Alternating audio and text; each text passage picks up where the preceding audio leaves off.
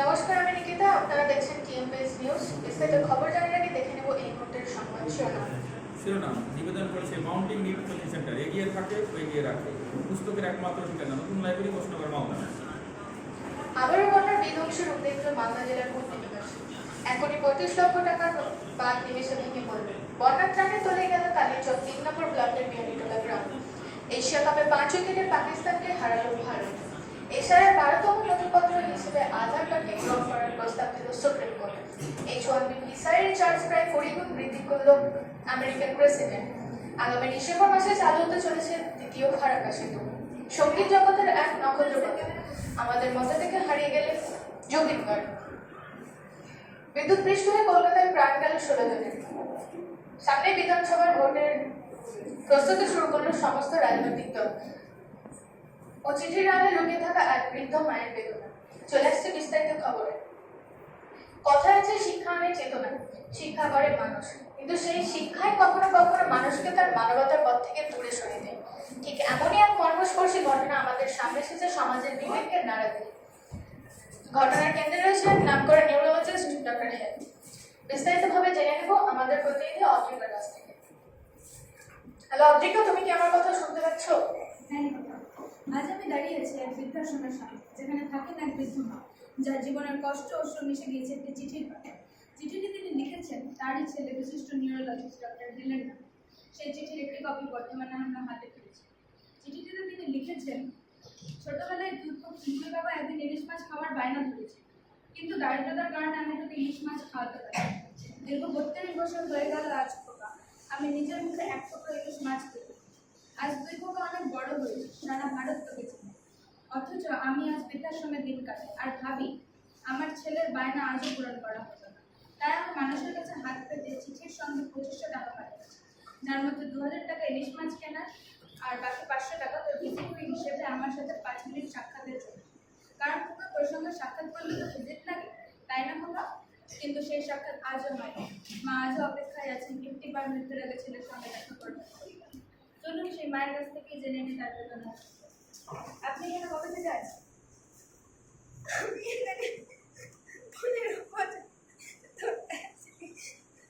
আপনার ছেলে একবারও দেখা করতে আসেনি?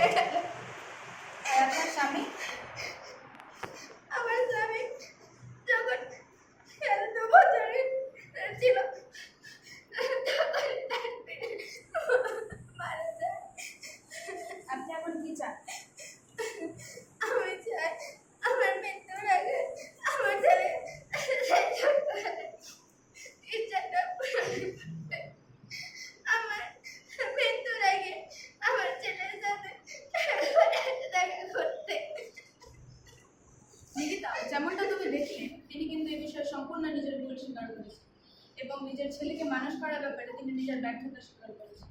কলকাতায় এমবিবিএস চলাকালীন বিয়ে করেছিল এবং তবে থেকে মায়ের সঙ্গে যোগাযোগ বন্ধ করে। তারপর হঠাৎ একদিন বাড়িতে স্ত্রীকে নিয়ে আসে এবং মাকে পাঠিয়ে দিয়ে দিচ্ছে। আজ দীর্ঘ 15 বছর আমি তোমাকে এখন থামাচ্ছি। ইতিমধ্যে আমাদের এক প্রতিনিধি বর্ণালী উপস্থিত হয়েছে সেই সুনামধন্য সুপরিচিত ডক্টর হেলের চেম্বারের সামনে। আমরা বর্ণালীর কাছে সমস্ত বিষয়টা জেনে নেব। হ্যালো বর্ণালী, তুমি কি আমার কথা শুনতে পাচ্ছ? হ্যাঁ নিকিতা, আমি তোমার কথা শুনতে পাচ্ছি। তুমি আমাদের দর্শককে বিস্তারিতভাবে জানাও এই চিঠি নিয়ে ডক্টর হেলের প্রতিক্রিয়া কি। দেখো নিকিতা, এই মুহূর্তে আমরা উপস্থিত রয়েছি ডক্টর হেলের চেম্বারের সামনে, যেখানে বসে তিনি আজ লক্ষ লক্ষ টাকা আয় করছেন, যেটা তার মা মাথার ঘাম পায়ে ফেলে রক্তকে জল করে এই লক্ষ লক্ষ টাকার অধিকারী করেছেন। কিন্তু তারও স্থান রয়েছে এখন বৃদ্ধাশ্রম। চলুন সরাসরি সাক্ষাৎ করে নেওয়া যাক ডক্টর হেলের সাথে।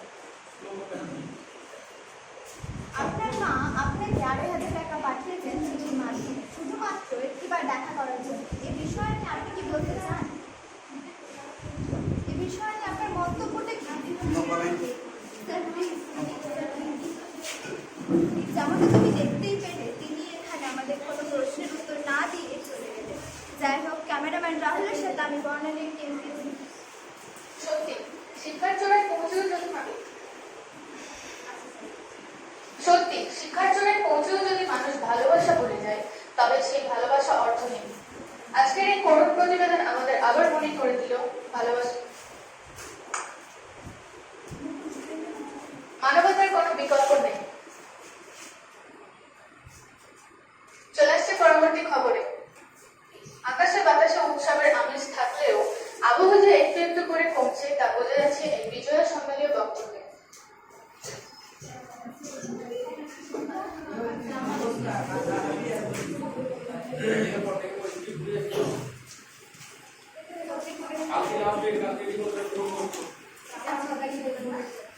এবারে বর্ষা বিদায় নিয়েছে।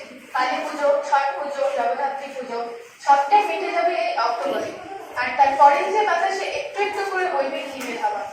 আর তার সঙ্গে পাল্লা দিয়ে বাড়বে নির্বাচনের উত্তাপ। 26শে যে ভোট, দেবীর আরাধনায় ব্রতী হতে চলেছেন রাজনৈতিক ব্যাপারীরা। কিন্তু এবার নির্বাচনের আগে বাংলায় হবে এসআইআর। বহু তর্ক বিতর্কের মধ্যে দিয়ে এসআইআর সম্পন্ন হয়েছে বিহারে। এবারে বাংলায় এসআইআর প্রস্তুতি নিয়ে নেমেছে নির্বাচন কমিশনার অধিকারী। বিস্তারিতভাবে জেনে নেব আমাদের প্রতিনিধি সঞ্চিতার কাছ থেকে। হ্যালো সঞ্চিতা, তুমি কি আমার কথা শুনতে পাচ্ছ? হ্যাঁ নিকিতা, আমি শুনতে পাচ্ছি। নিকিতা, তুমি জানো বাংলায় আগেই হয়েছে 2002 ও 2025 সালের ভোটারদের ম্যাপিং অ্যান্ড ম্যাচিং, যার মধ্যে বাংলাদেশে বুঝতে পেরেছে বাংলা বিভিন্ন জেলার ভোটারদের ম্যাপিং অ্যান্ড ম্যাচিং। তার মধ্যে মালদা, মুর্শিদাবাদ, উত্তর চব্বিশ পরগনা, দক্ষিণ চব্বিশ পরগনা ও মেদিনীপুরে মিলেছে মাত্র 45 থেকে 50% ভোটারদের। বর্তমানে আমি রয়েছি মালদা জেলার নগর হাই স্কুল এসআইআর ক্যাম্পে। এখানে থেকে শুরু এসআইআর ক্যাম্প। হ্যানিকিটা তুমি দেখতেই পাচ্ছ এখানে উপস্থিত রয়েছেন ইআরও ও বিএলও অফিসাররা, এবং ঠিক তাদের সামনে লাইনে হাতে ডকুমেন্টস নিয়ে দাঁড়িয়ে রয়েছে এলাকার 18 থেকে 80 বছর বয়সী ভোটাররা। তার মধ্যে থেকে আমরা জেনে নেব এক ভোটারের কাছ থেকে। আপনারা এখানে কি করতে এসেছেন?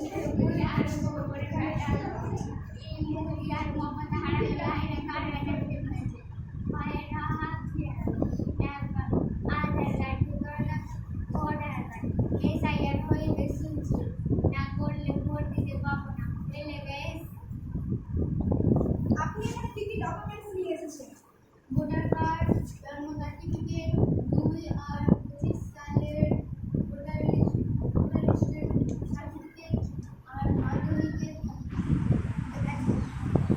এখানে আরো অন্যান্যদের কাছ থেকে এসআইআর সম্বন্ধে জেনে নেব। এসআইআর উদ্দেশ্য কি? 2002 সালের পর আমাদের ভারতে যেসব বিদেশি নাগরিক এসেছে তাদের চিহ্নিত করা এবং প্রতি 20 বছর অন্তর অন্তর এসআইআর হওয়া উচিত। তাহলেই তো বোঝা যাবে অনুপ্রবেশকারীর সংখ্যা কতটা। আপনার মতে এসআইআর এর উদ্দেশ্য কি? এগুলো কিছুই নয়, শুধু মানুষকে হয়রানি করানো হচ্ছে। আজ বাংলায় অনেক মানুষের ডকুমেন্টসে নামের বানান ভুলের জন্য ভোটার লিস্ট থেকে নাম বাদ যাচ্ছে। এর জন্য দায়ী সরকার। তুমি বুঝতেই পারলে নিকিতা, এসআইআর নিয়ে মানুষ কিভাবে তাদের ক্ষোভ উগড়ে দিল। ঘটনাস্থলে উপস্থিত রয়েছেন ইআরও ও বিএলও অফিসারেরা। ম্যাম, এই এসআইআর ক্যাম্প করতে আপনাদের কোনো সমস্যা কি? না, এরকম কোনো সমস্যা নেই। খুব সুষ্ঠুভাবে সম্পন্ন হচ্ছে আমাদের এসআইআর। বিএলও ম্যাম, আপনাদের কাজের চাপ কেমন? কাজের চাপ তো আছে, তার সঙ্গে বেশি সমস্যায় পড়ছি নিরাপত্তাহীনতা। যদি এসআইআর প্রক্রিয়ায় বিএলওদের নিরাপত্তা দেয় তাহলে খুব ভালোই হতো। তার কারণ যদি কারোর নাম ভোটার লিস্ট থেকে বাদ চলে যায় তাহলে আমাদের ওকে ব্যক্তিগতভাবে প্রেসার ক্রিয়েট করা হচ্ছে। তাছাড়া আমাদের পরিবারকে ব্যক্তিগতভাবে হুমকিও দেওয়া হচ্ছে। নিকিতা, তুমি যেমনটা দেখতেই পেলে ইআরও ও বিএলও নিরাপত্তাহীনতা ও কাজের চাপের সমস্যা। ক্যামেরাম্যান অনুপের সঙ্গে আমি সঞ্চিতা, বাংলা টিএমপিএস নিউজ চ্যানেল।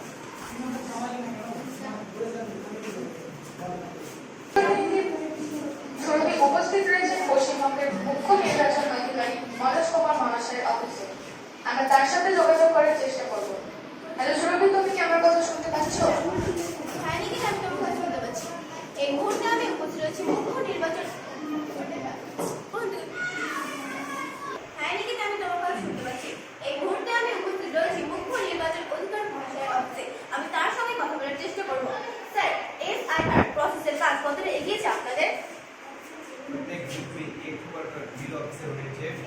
তারা সুস্থভাবে নিজেদের কাজ সম্পাদন করে চলেছেন।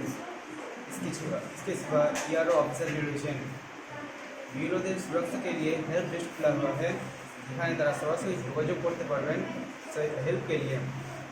इलेक्शन कमीशन BLO ERO অফিসারদের हर तरफ से सहयोग देगा। নিকিতা, তুমি জানতেই পারলে এর আগে যে BLO ও ERO অফিসারদের মধ্যে নিরাপত্তার উদ্বিগ্নতা ছিল তারও সমাধানের পথ দেখিয়ে দিলেন আমাদের কমিশনার অধিকারক মহাশয়। এখন সময় হয়ে গেছে একটি ছোট্ট বিরতি। ফিরে আসছি বিরতির পর। ততক্ষণের জন্য আপনারা দেখতে থাকুন TFS বাংলা। সঙ্গে থাকেন এই রাধা, বাংলার একমাত্র নিরপেক্ষ নিউজ চ্যানেল।